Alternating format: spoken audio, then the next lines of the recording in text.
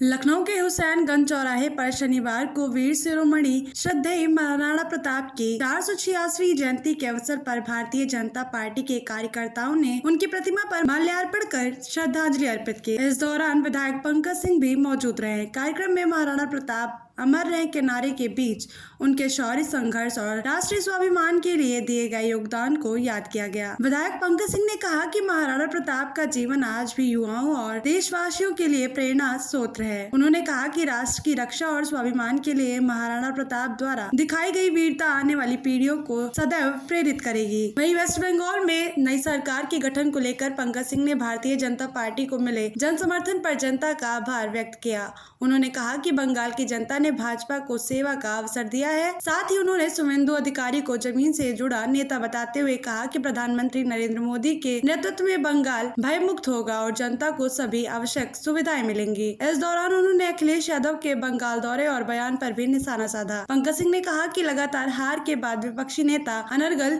बयानबाजी कर रहे हैं। संघर्ष का जो उनका जीवन था वह आज भी सबको प्रेरणा देता है और मैं मानता हूं कि जो राष्ट्रीय स्वाभिमान के लिए, राष्ट्र के मान सम्मान स्वाभिमान के लिए जो वीरता उन्होंने दिखाई थी, जो त्याग उन्होंने किया था, वो आज भी नौजवानों को और भारतीयों को प्रेरित करता है।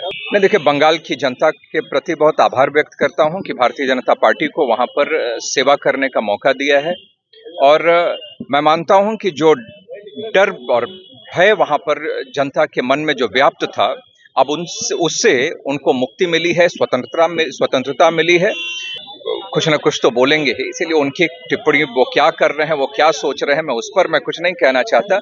लेकिन बंगाल के लोग बहुत प्रसन्न हैं और उनको ये लगता है कि 2047 में जो भारत को एक विकसित राष्ट्र के रूप में हम लोगों को स्थापित करने का जो संकल्प है, अब उसमें बंगाल के लोगों का भी बहुत बड़ा योगदान उसमें हो पाएगा। देखिए शुभेंदु अधिकारी जी बहुत ही जमीन से जुड़े हुए नेता हैं और बहुत ही प्रखर नेता हैं और नरेंद्र मोदी जी का जो मार्गदर्शन में बंगाल काम करेगा, मैं मानता हूं कि वहां पर अपराध समाप्त होगा, भ्रष्टाचार समाप्त होगा और बंगाल का स्वाभिमान व गौरव दोबारा से बंगाल को मिलेगा।